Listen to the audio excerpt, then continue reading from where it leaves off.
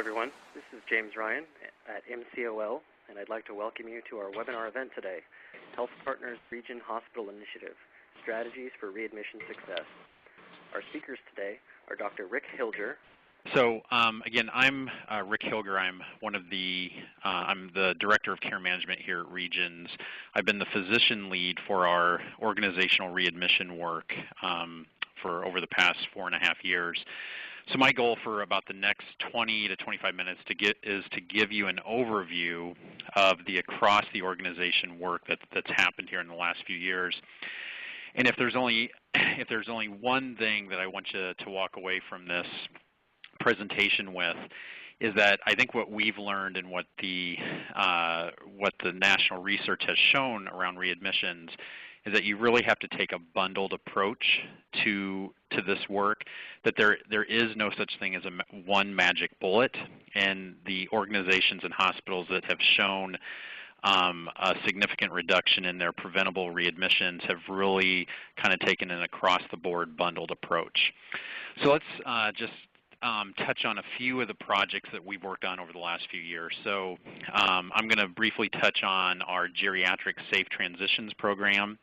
I'm going to talk to you about a few changes we made to our medical records policy over the last 3 years. I'm going to spend a little bit of time talking about a pretty successful pilot that we started about 2 years ago around specialized care plans for high-risk patients and what that means. And then Josh will come back on board and talk to you about how we've kind of engaged or merged palliative care with our readmission work. We'll talk to you more about our care coordinator work and follow-up phone calls, and something new that started here within the past year called a medication therapy management program. So a short story about our geriatric safe transition program, which I think has really been very successful and key to some of the success that we've seen. So starting about 2 years ago, our partners here in town at our TCUs and nursing homes decided to change the way they communicated with our hospital medicine teams here at Regions when they sent patients in for admission. So some of the critical elements of this work. So they, starting 2 years ago, when they would send a patient into our emergency room, it became an expectation that their nurse practitioner communicated with the inpatient team to share pertinent or important information about that patient, and then also to request an inpatient palliative care consult when appropriate. Then when we would discharge a patient back to the nursing home or TCU, it became an expectation that either the patient's primary MD or nurse practitioner would see the patient within 72 hours of readmission to the skilled nursing facility. Now here in the Twin Cities, what we've heard is that the community standard is for the patients to be seen within 5 to 7 days. I'm not sure what the community standards are around the country, but this was definitely a move upstream so that these pretty sick patients that we're discharging from the hospital are seen by a nurse practitioner or physician sooner rather than later. As part of this work, it also became an expectation for the primary SNF team to review goals of care with the patient and family and to adjust that patient's chart accordingly so that everybody knew moving forward what the plan of care was. And then here at Regions, as I mentioned, we changed our medical record policy so that all patients being discharged to a skilled nursing facility had to have a discharge summary go with them at the time of departure. Now that seems like common sense, but when I did residency back in the late 90s, it was very common for residents and really even staff to do all of their discharge summaries at the end of their rotation. And I'm not sure how anybody ever got by with that, but that's obviously not best care or high quality for patients. So what were the results from this geriatric safe transitions program? So in the first quarter, when this work just got started, the readmission rate to the hospital for these patients in the nursing home and TCUs was 21%. By the fourth quarter of that year, the readmission rate for that patient population was down to 15%. And then 1 year later, the readmission rate was 11.5%. So I think you'd agree that that's pretty impressive results. But if you dig down into those numbers, what we also saw, which is really best care, best experience for patients, is that we were seeing a higher number of patients who were appropriately remaining in the nursing home at the time of their death, meaning patients with end-stage disease who they and their family had decided that their goals of care were for comfort care or hospice. So staying in their nursing home with hospice support, rather than what we sometimes still see, patients being sent into the hospital at 3 in the morning who are actively dying from an end-stage disease, and then they end up in the emergency room with a care team that is very well-intentioned, but they don't know this patient, they don't know the family. Many times you can't get a hold of the family, and many times these patients end up getting admitted to the hospital for a day or two and end up dying in the hospital rather than remaining in a calm environment surrounded by staff who know them.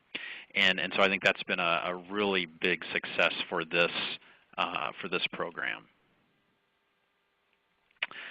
So I had mentioned that we had made some changes to our hospital bylaws around discharge summaries.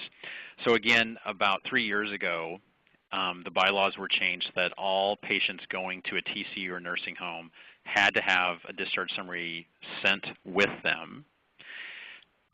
Excuse me. And then 1 year later, the bylaws were changed so that all patients, medicine and surgery patients, needed to have a discharge summary done within 24 hours of discharge. And we've actually tightened that up even more to the point that for hospital medicine patients, the expectation is that a discharge summary is done on the day of discharge. There are other national quality groups who have recommended these types of strict expectations around discharge summaries. You can see a listing there, Health Leaders Media with Dr. Stephen Jenks. Many of you may know him from kind of the quality movement. He's been published extensively in this area. The Commonwealth Fund recommended these types of changes back in January 2010, and the Society of Hospital Medicine Boost Best Practices lists this as the right thing to do for patients. Now, history is filled of ideas that seem like common sense, but then with time, they're found to not actually be helpful. So it was very nice when there was a research article published in the Journal of General Internal Medicine about 2 years ago that looked at both overall quality of discharge summaries, and then also they asked the question, does the quality of a discharge summary change the longer a provider waits to do it? And so you can see the key results there, and just to highlight a few points. So in general, most providers do a pretty good job of listing historical facts, meaning things like a discharge medication list, disposition, instructions for follow-up. But what providers don't do a very good job of is documenting proactive data, meaning therapy orders, prognosis and diagnosis, and was this communicated to the patient and family.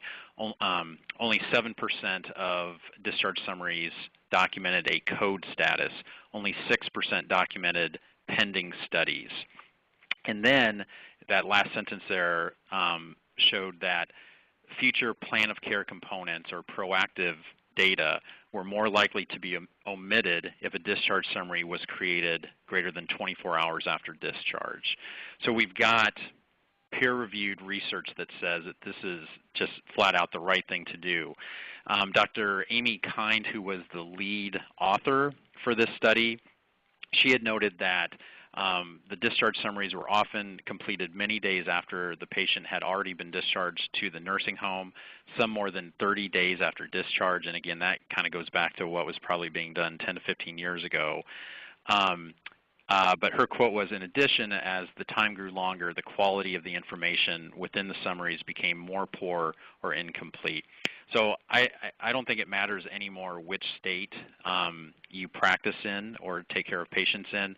I think it's no longer up for argument that best practice is to have discharge summaries done at least same day of discharge, and for sure patients going to a skilled nursing facility need to have them done, or need to have them sent with the patient, and there should be a focus on discharge summaries that are proactive, that help the accepting team know what to do with this patient and what are goals of care, rather than just documenting data that happened in the hospital but may not be useful for future providers.